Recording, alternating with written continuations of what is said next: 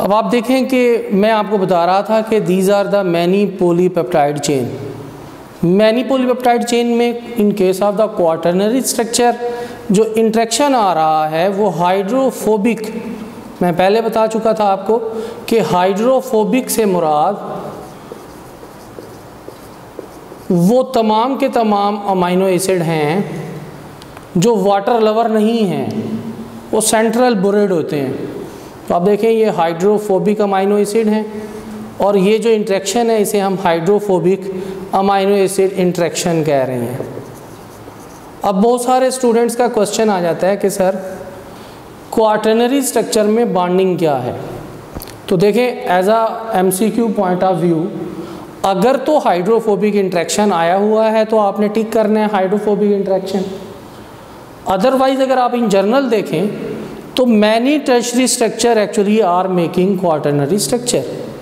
तो in case of this ये तमाम की तमाम बॉन्डिंग यानी डाइसल्फाइड लिंकेज हो गया, कोवलेंट बॉन्ड हो गया, वांडर वाल फोर्सेस हो गया, same as it hydrogen bond हो गया जो टर्शरी स्ट्रक्चर के अंदर मौजूद थी, same like that ionic bonding जो टर्शरी स्ट्रक्चर के अंदर मौजूद थी, ये तमाम की तमाम बॉन्डिंग क्वाटरनरी स्ट्रक्चर में भी मौजूद है। लेकिन जो मेन आपका इंट्रैक्शन है वो हाइड्रोफोबिक इंट्रैक्शन आ जाता है। थोड़ा सा हम प्रीव्यू ले लेते हैं कि हम पढ़ क्या रहे थे। हम लोग पढ़ रहे थे level of organisation level. Of of ऑर्गेनाइजेशन में मैंने आपको बताया कि अमाइनो एसिड का सीक्वेंस, अरेंजमेंट और which type of amino acid actually present, इन तीन चीज़ों को बेस बनाया जाता है और उससे जो ग्लोबुलर स्ट्रक्चर बन रही है प्रोटीन की या जो भी स्ट्रक्चर बन रही है वो इन तीन चीज़ों के ऊपर बेस कर रही है। जब मैंने लेवल ऑफ ऑर्गेनाइजेशन की बात की तो मैंने primary structure, secondary structure, tertiary structure, quaternary structure, 4 levels यहाँ पे आपको डिस्क्राइब किए। एक टेबल बना दी ताकि आपके एमसीक्यू भी सॉल्व हो जाए और आपको थोड़ा सा अंडरस्टैंडिंग भी हो जाए। पहली स्ट्रक्चर आ जाती है प्राइमरी स्ट्रक्चर। मैंने बोला कि सीक्वेंस ऑफ अमाइनो एसिड का एक ख़ास सीक्वेंस है। अब यहाँ पर स्टूडेंट आकर एक क्वेश्चन करता है, उसका क्वेश्चन मेनली होता क्या है कि सर एफ सेंगर ने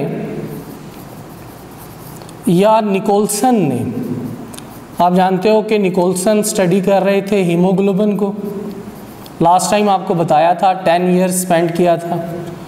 एफ सेंगर ने अपनी लाइफ के 20 ईयर्स स्पेंड किए थे। एफ सेंगर को 2 टाइम्स नोबेल प्राइज़ भी मिला। First time on the sequencing of insulin and the second time dideoxy methodology, जिसके ऊपर एफ सेंगर को नोबेल प्राइज़ भी मिला। अब एफ सेंगर था या निकोलसन था, इंसुलिन की भी 2 चेन है, अल्फ़ा चेन, बीटा चेन, और इन केस ऑफ हीमोग्लोबिन 4 चेन हैं, 2 alpha chain, 2 beta chain. But study जिस प्रोटीन को भी किया जाता है उसको सबसे पहले प्राइमरी लेवल पर लीनियर फॉर्म में स्टडी किया जाता है, जिसकी मैं बात कर रहा था, जिसमें जस्ट जो बॉन्डिंग मौजूद होगी वो या तो कोवलेंट बॉन्ड होगा या फिर पेप्टाइड बॉन्ड होगा। लिहाजा इन case of this primary structure कौन सा बॉन्ड मौजूद होगा? Peptide covalent bond. बाद में हमने सेकेंडरी स्ट्रक्चर की बात की। सेकेंडरी स्ट्रक्चर में हमने keratin hair, curly hair, silky hair की एग्जांपल दी। करली हेयर में हमने अल्फ़ा हेलिक्स का जिक्र किया। हमने बताया कि जो गैप था हाइड्रोजन बॉन्डिंग का वो बहुत कम होता है। एक टर्न में नंबर 1 अमाइनो एसिड और 3.6 नंबर अमाइनो एसिड, ये आपका एमसीक्यू भी एग्ज़ाम का बन सकता है, इसे ज़रा थोड़ा सा आप देख लें। उनके दरमियान हाइड्रोजन बॉन्डिंग मौजूद होती है। अब इतने लिटिल डिस्टेंस से जब हाइड्रोजन बॉन्डिंग होती है तो एक हेलिकल स्ट्रैंड बन जाता है। इस हेलिकल स्ट्रैंड को हम अल्फ़ा हेलिक्स कहते हैं, जिससे प्योरली ये हाइड्रोजन बॉन्डिंग मेंटेन कर रही होती है। फिर मैंने आपको स्ट्रेटनर की एग्जांपल दी जिसमें हीट प्रोवाइड की जाती है। अगर वो शख्स जिसके करली हेयर हैं वो चाहता है कि कुछ डेज़ के लिए उसके सिल्की हेयर बन जाएं, ऐसे ही कॉमन सी एग्जांपल दे रहा हूँ।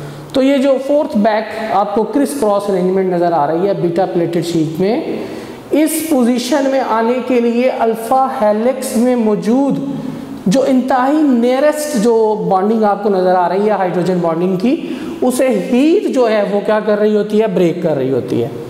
हीट के ज़रिए ब्रेक किया जाता है, curly hair turn into silky hair, that is the beta pleated sheet. और मैं जब बॉन्डिंग की बात कर रहा था तो ऑब्वियसली पेप्टाइड बॉन्ड तो ऑलरेडी मौजूद है, लेकिन फोकस हम किस पे कर रहे हैं, हाइड्रोजन बॉन्ड पे। उसके बाद हमने एग्जांपल दी जिसमें इम्पोर्टेंट बात जो मैं बार बार फोकस कर रहा था वो थी मायोग्लोबिन, और आप लोगों को बता रहा था कि अगर एक चेन अपनी मैक्सिमम साइज को अटेन करती है ट्विस्टिंग एंड कॉइलिंग करके, जिसमें hydrophilic, hydrophobic, disulphide, covalent bond, hydrogen bonding, wander वाल फोर्सेस, आयनिक बॉन्डिंग, तमाम बॉन्डिंग होती है, फिर जाकर ये जो अपनी एक सर्कुलर फॉर्म के अंदर एक शेप अटेन कर रही है उसे हम टर्शियरी स्ट्रक्चर कहते हैं। हमारे पास वन पॉलीपेप्टाइड चेन जो at the level of protein है वो मायोग्लोबिन के पास है। ये इंपॉर्टेंट एमसीक्यू है आपका कि मायोग्लोबिन जो है वो टर्शियरी स्ट्रक्चर तक जा सकता है। इन केस ऑफ क्वाटरनरी स्ट्रक्चर मैं आपसे जिक्र कर रहा था, बच्चे यहाँ पर और यहाँ पर बात करते हैं। इंसुलिन का वो जिक्र करते हैं जी, ये तो हमने बुक में पढ़ा था प्राइमरी स्ट्रक्चर है, मैं जिक्र कर चुका कि स्टडी करने के लिए इसके पास दो चेन थी अल्फ़ा बीटा, तो ऑब्वियसली वो एक चेन को स्टडी कर रहा है in the form of linear form. अब जब एक चेन को स्टडी किया जा रहा है तो वो प्राइमरी स्ट्रक्चर होगी, लेकिन एक्चुअल उसकी स्ट्रक्चर क्या है, क्वाटरनरी स्ट्रक्चर, बिकॉज उसके पास दो चेन है। अब यहाँ पे जब हीमोग्लोबिन का जिक्र करते हैं तो फिर स्टूडेंट कंफ्यूज कर देते हैं और हो जाते हैं, वो कहते हैं sir quaternary structure, haemoglobin have quaternary structure. बिल्कुल जी, हीमोग्लोबिन के पास क्वाटरनरी स्ट्रक्चर है, लेकिन अगर स्टेटमेंट में फंक्शनल स्ट्रक्चर का जिक्र आ जाए, इन case of the functional structure जो हीमोग्लोबिन है उन्हें एक्वस मीडियम जो है वो रिक्वायर्ड होता है, और जब वो एक्वस मीडियम में जाते हैं तो in case of the functional structure वो डिसोसिएट हो जाते हैं। यानी अगर हमारे यहाँ पे हम एक और चेन बना दें, चार चेन शो कर दें, यहाँ पे एक और चेन मैं यहाँ पे स्केच कर देता हूँ commonly, if that is the haemoglobin, तो हेयर जब ये टर्शियरी स्ट्रक्चर में हम बात कर रहे होंगे तो हम बात कर रहे होंगे उसके साथ वर्ड होगा फंक्शनल का।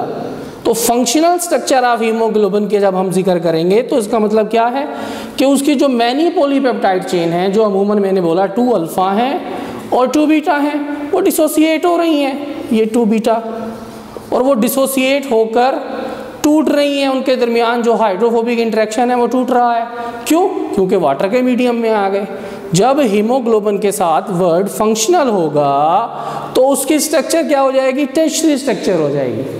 इसी तरीके से हर वो स्ट्रक्चर जो वाटर मीडियम के अंदर जिक्र किया जा रहा है, जिसका इक्वस मीडियम में जिक्र किया जा रहा है, या जिसके साथ फंक्शनल स्ट्रक्चर का जिक्र किया जा रहा है, फंक्शनल से मुराद क्या है कि कब वो अपना रोल प्ले करेंगे, जब वो क्वाटरनरी स्ट्रक्चर से टर्शियरी स्ट्रक्चर में आएंगे। तो अब यहाँ पे 2 MCQ आ जाते हैं। पहला, सबसे स्ट्रॉन्गेस्ट स्ट्रक्चर हम सेकेंडरी स्ट्रक्चर को कह रहे थे। दूसरा, जो अनस्टेबल स्ट्रक्चर है वो क्वाटरनरी स्ट्रक्चर है। मोर अनस्टेबल स्ट्रक्चर मैं लिख भी देता हूँ यहाँ पे आपकी याद दहानी के लिए कि मोर अनस्टेबल स्ट्रक्चर, और अभी मैंने आपको एग्जांपल दी हीमोग्लोबिन की, that is the quaternary structure. चूँकि ये मोर अनस्टेबल है, जैसे ही उसे वाटर मीडियम मिलता है, एक्वस मीडियम मिलता है, तो वो टर्न हो जाती है किस में, इनटू द टर्शियरी स्ट्रक्चर। लिहाजा ये कहना कि functional haemoglobin that has tertiary structure that will not wrong. हाँ, अगर वो फंक्शनल का वर्ड यूज़ नहीं कर रहे, आपसे सिंपल पूछ रहे हैं कि जी हीमोग्लोबिन की क्या स्ट्रक्चर है, देन आपका आंसर क्या होना चाहिए, क्वाटरनरी स्ट्रक्चर। तो स्टूडेंट ये आपका रिमेनिंग पार्ट था जो हमने थोड़ा सा इन डिटेल स्टडी किया, विद एग्जांपल स्टडी किया। Thank you very much.